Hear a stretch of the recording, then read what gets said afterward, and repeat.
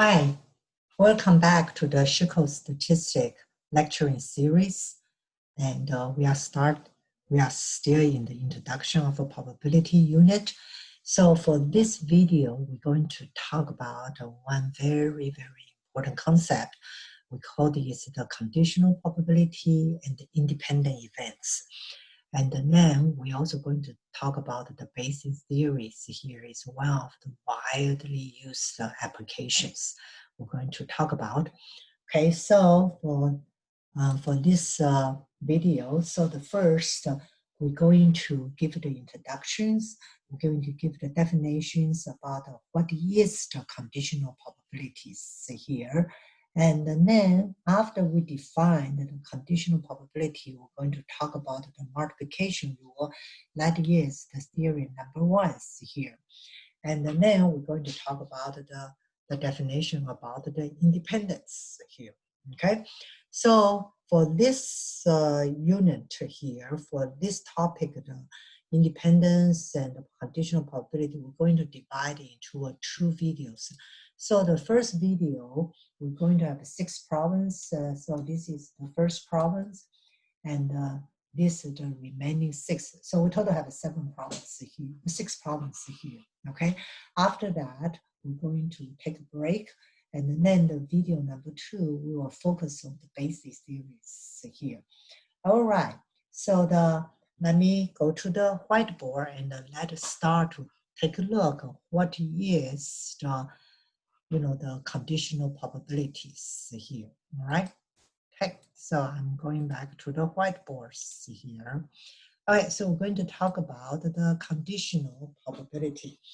Okay, so like if you kind of remember, let's see here, we did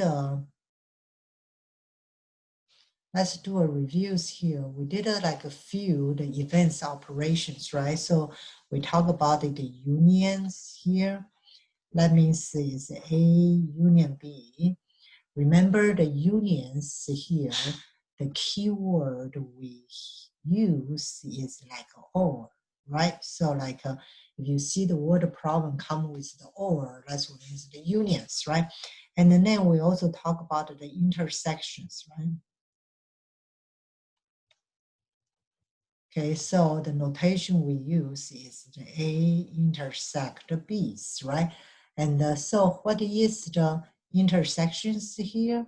That means the common part is in the A and is in the B's here, right? So we say what is the, what is the keyword? We say is and, right? So it's A and B. Like we talk about a lot of those word problems, they're not going to ask you, say, hey, find A union B. They're going to just say A over B or A and B. So you need to capture those the keywords here. Okay, so now we're going to talk about the conditions probabilities, right? So what is the condition probability? So this is how do we write is a conditional probability. So, and these lines here, the way we read as the given.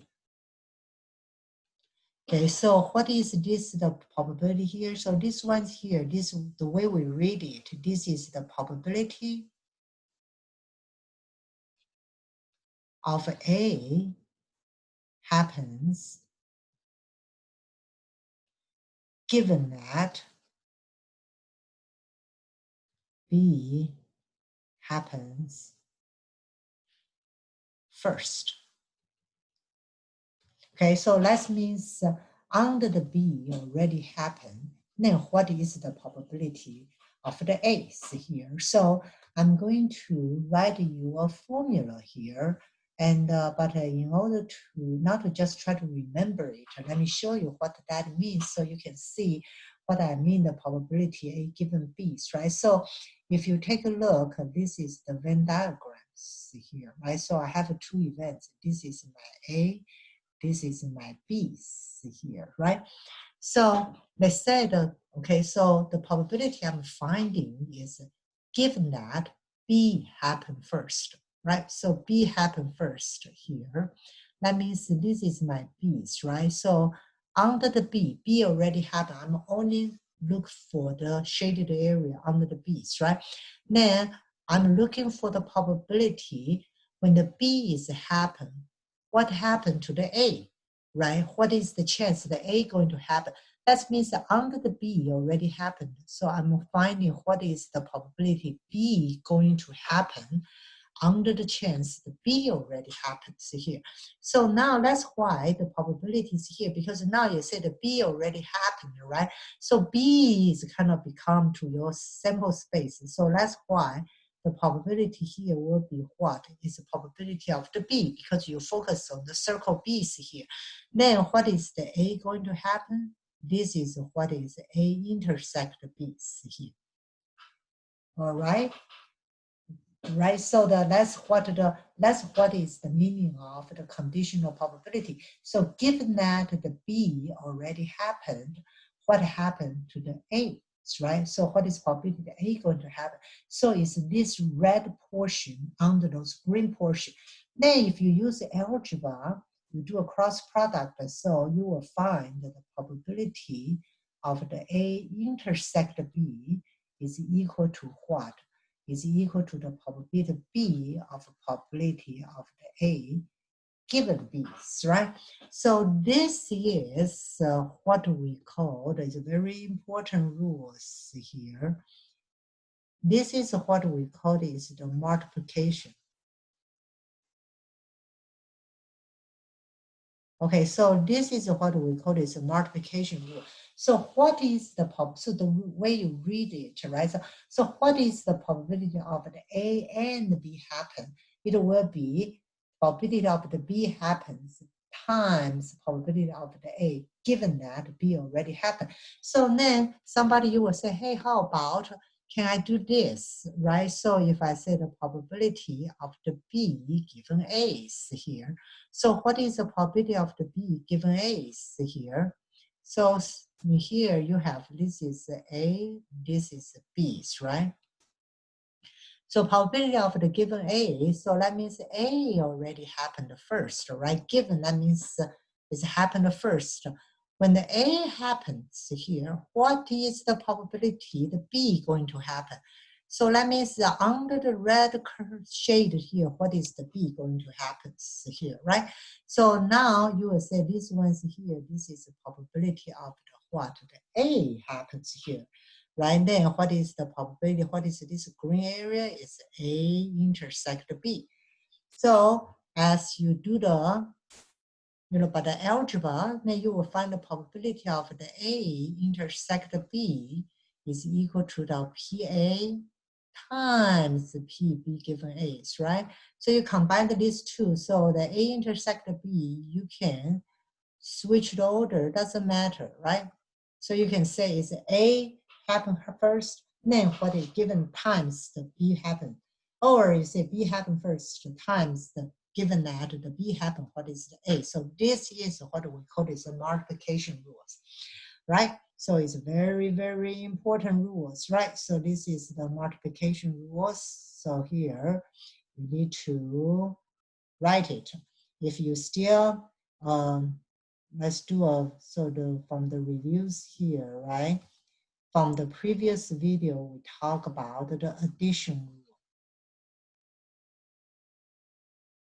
Right, so the addition rule is the probability of the A union B's, right? So probability of the A union B, we say, is the probability of the A plus the probability of the B minus the probability of the A intersect B's here, right? So this is the addition rule, and this is the multiplication rules here. Okay, so now, so this one is pretty simple to understand, right? So now, if the A and the B are independent, let's take a look at what this means here. Okay, so right now we are going to introduce a very, very important concept, is the independent, right? Okay, so what that means here, let's take a look, right? So this is my probability A given B, right? That means it's given that B happens first, what is the probability A going to happen? if they are independent, that means A and B, they have no influence to each other. I don't care the B going to happen or not. If A going to happen, it's going to happen. If A not going to happen, it's not going to happen because A and B are independent here, right? So if you give me the probability of the B or not, it doesn't matter, right? Because they don't have the influence to each other. So what is this one here? This one is PA, correct? So the same way is here, if the A and the B independent, so that means A happen or not has no influence to the events B going to happen or not, right? So it does not affect it. So what is here? So this is the PBs here. Okay, so now my multiplication rule, we have a special case now, right? So the multiplication tell me, so it's a probability A intersect B is equal to the PA times P, the B given A's, right? But because they are independent, so this will be the PA because of this independent, right? So it doesn't matter A happen or not. We just talk about this one is PBs here. So that's why this is the PA times PB, right? So that's why, if they are independent, right? So if A and B are independent,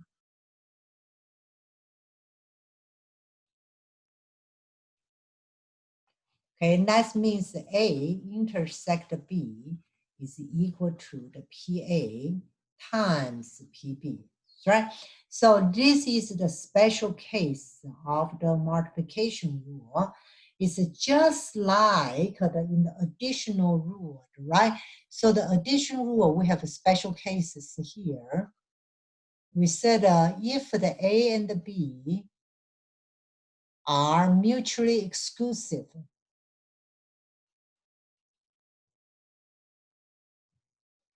like we say, what is mutually exclusive? That means they don't have the common elements. Like here, this is A, here, this is B. They do not have common elements. If they don't have common elements, so what is the A intersect B going to be? Going to be the empty set, right? They don't have common elements. So what is the probability of the A intersect B going to be? Will be 0. So my additional rule also come to a very special case, will be the PA plus PB equal to the A union B's here. And so for the A union B's here will be the PA plus PB's here. And now I want to mention here, right? So that there's one thing here people always confuse. The mutually exclusive and the independent, right?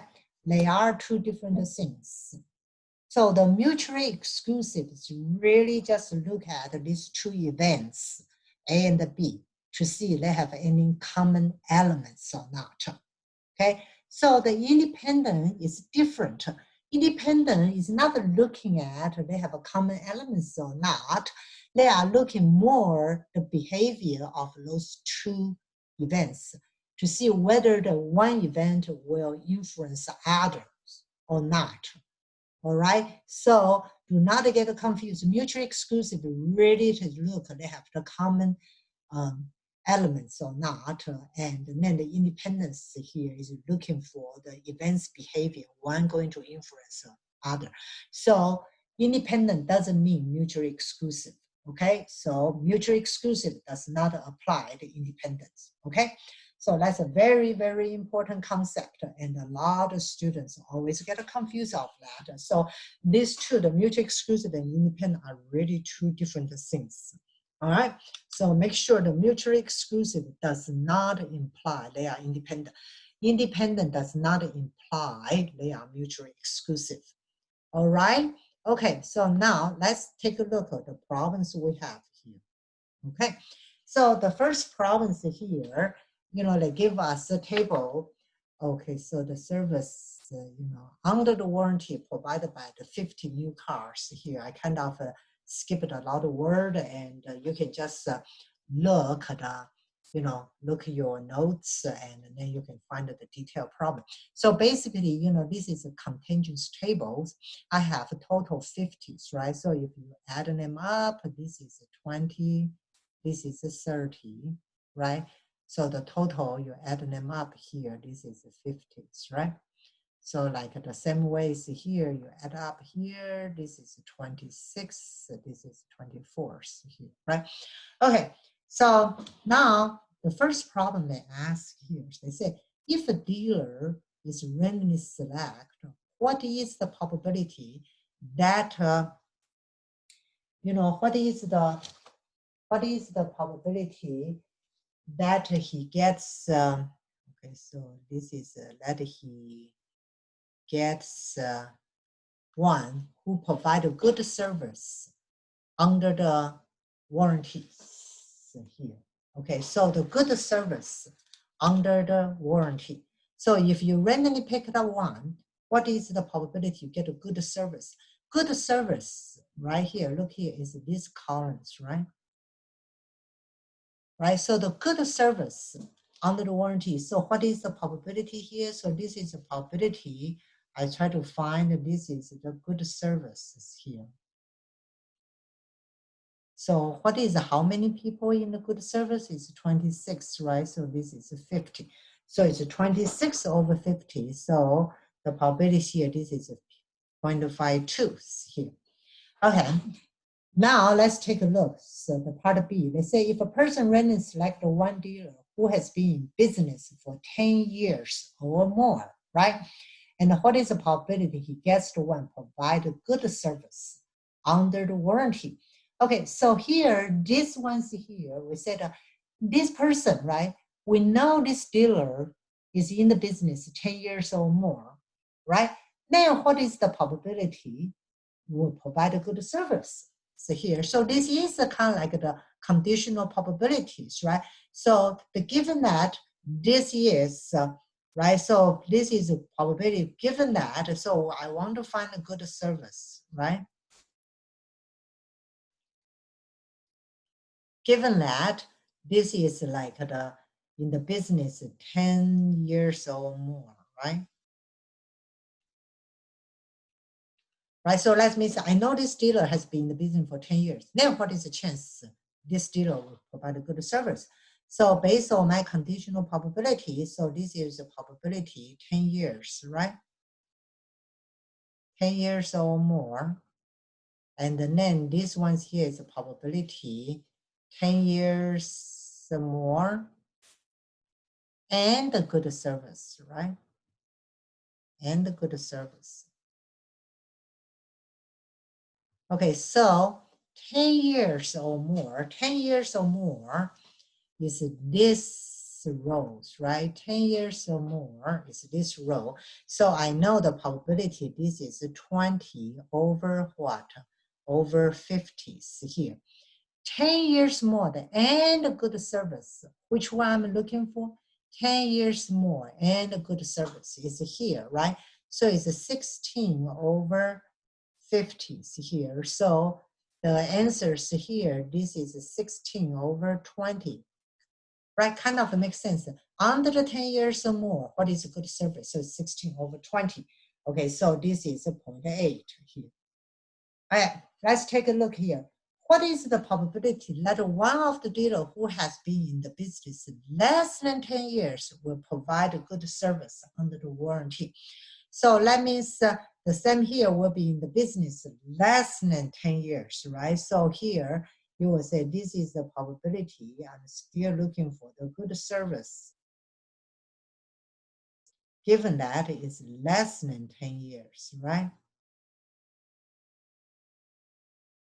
Okay, so now you know the less than 10 years is this columns, right? So it's a what? It's a 30s, right? So it's a 30 out of the 50. And then you said good service and less than 10 years. So what is here, right? So it's 10 out of the what is 50. So what is the answers here? So it's 10 out of the 30. So it's 1/3. So it's about 33%, right? Okay, To get it? Okay, so that's how do we read the contingency table, and be very careful how you read it. Okay, let's take a look at the next problem here. So the next problem is tell you a manufacturer airplane parts, knowing from the past experience the probability 0.8 that the order will be ready for shipment and on time. Okay, so that means let's try to write it down. So this will be what? Okay, so this is a shipment on time. You know, when you try to do those type of problem, you know, typical, I would recommend that you just write it down, what it is, to try to tell you the information, right? So then this is a 0.8, right? Okay, so now, and the 72%, 0.72, that the order will be ready for shipment on time and will be delivered on time. You immediately capture this keyword, and, right? So how do you write these ones here? That means this is a shipment on time. What is it? And mean? And is what? Intersections, right? So and is intersection. So and, right? So and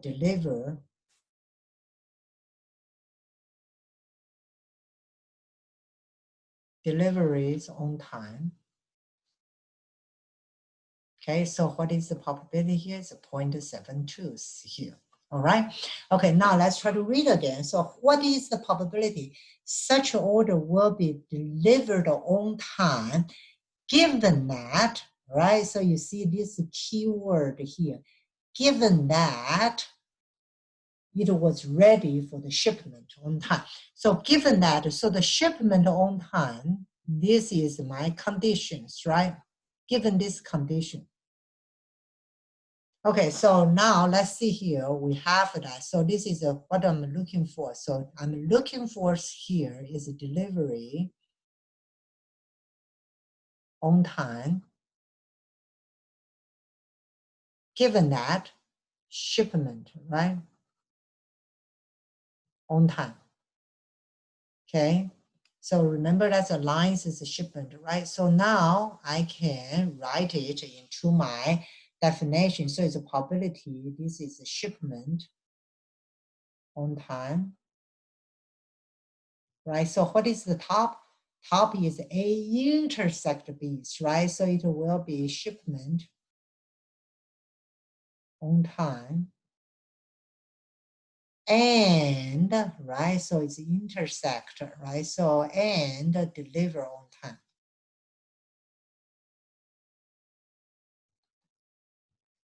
All right. So now what is the probability? So since you're ready, so this is 0.72, this is 0.8.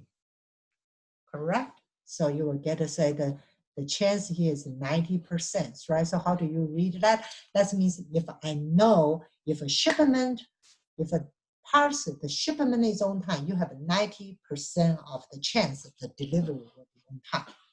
Okay, let's take a look, see here, right? Okay, next problem is here. If we randomly pick 2 TV sets in succession from a shipment of 240 TV sets, which 15 are defective, what is the probability that will be both are defective, right? Okay, so let's take a look, see here, right? So both are defective. Let's see here, I'm looking for the probability. The first is defective, right? Both, what's that mean? That means and, right? Both, that means and. And what? The second is defective, right? Okay, so now, because this is the end, right? So now I know, okay, so what is the probability of the first going to be defective? Okay, so you will have 15 of the defective ones, right? So this is, you take the out from the 240. So this is the probability. So what this one is here? This is the probability the first will be defective, right? Okay, so now you use multiplication rule. After you take the first TV set is defective, how many defective left in the layer? You have a 14 left. And how many total TV set you have left? This is 239, right? So what is this one read? This one read is probability. This is the second defective, right? Given that the first is defective, right? So given that, let's the first is defective. Yeah, because you already take out the one, that's why you got a 239. Because of you already take out the one defective is 14, right? So this is what we use the multiplication rule. And this is, we call this the 7, right? 1912. All right. Okay, so now let's take a look at number 4 here, right? The number 4 is I want to find the probability that I'm getting 2 aces from an ordinary deck of the card, 52 cards. Let's take a look if the sample without a replacement, right? Okay, so without a replacement, right? So that means the first card is a what? Is aces, right? Okay, and right, the second card is ace, right? Okay, so be careful, it's and, right? So that means intersections here. Okay, so because it's without a replacement, so what is the probability you will get an ace cards? The first draw is 4 out of the 52, right? And then times the probability after your first one draw, what is the chance here? You only have 3 ace cards left, right? And you have 51 cards here. So this is the multiplication rule again. So what is this probability? This is the probability of the first is aces here. And what is this ones here? This one's here, this is a probability your second card, given that the first card is ace here, right? That's why you drop to the 51, you drop to the 3s here. Okay, so now let's take a look at the both cards with the replacement here.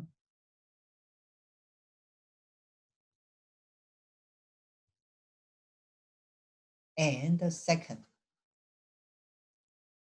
Okay, with the replacement, okay, so the first ones here is what? 4 out of the 52s here.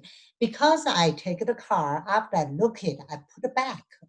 So it doesn't matter what I got on the first one. It's not going to influence what I have on the second ones, right? So these ones here will be times what? Will be times 4 out of the 52 again. Right, so it's 1 over, so that's why if you put it into the calculator, it's 1 over 169. And this one's here, you will get a 1 over 221 here. So that means they are independent, right? So this is the card for the first one. The first is ace here. And this one's here, right? So this one's here, this is the probability of the second is aces here. It doesn't matter what you have because they are independent. So that's why you multiply that because you put back, right? So you are not affecting what you take for the next ones here. All right, okay, so now let's take a look at the next ones here. The next ones here, you have 3 events here, right? So if event A intersect B, A intersect C not equal to 0, and the probability of the C, A intersect B is equal to the probability C and the B here, okay? Given that, right, show that I want to show probability of A given B intersect C equal to PAB. Okay, so this is a simple proof, all right? So let's take a look. How do I do that? Basically, you just need to use the definition of the conditional probability, right? So this is A intersect B, right? So remember what is the definitions here? This is my conditions, right? So this is my conditions here. So this will be equal to the probability A intersect B of your condition, and then the top will be A intersect B intersect C, correct? All right, and also what is the probability of the C given B's, right? So the probability C given B by using our definition. What is this one? So this is a probability B, and this is a probability the B intersect C, correct?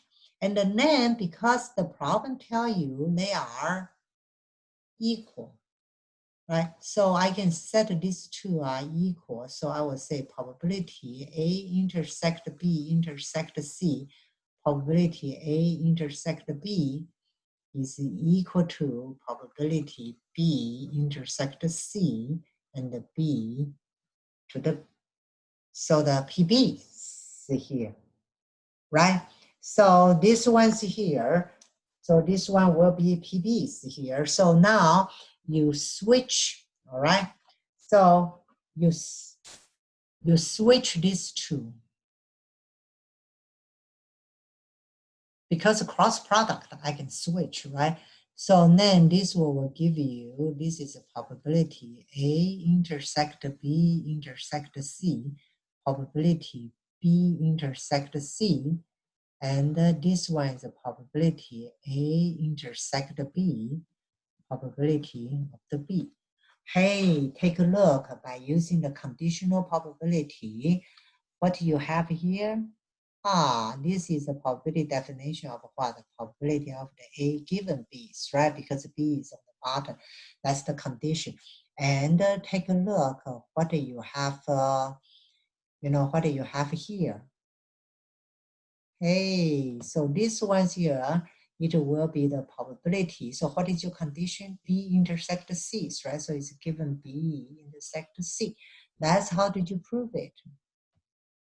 Right? So like you put these two together, that's how do I prove the A, given that B intersect C is equal to the probability of the A given B here.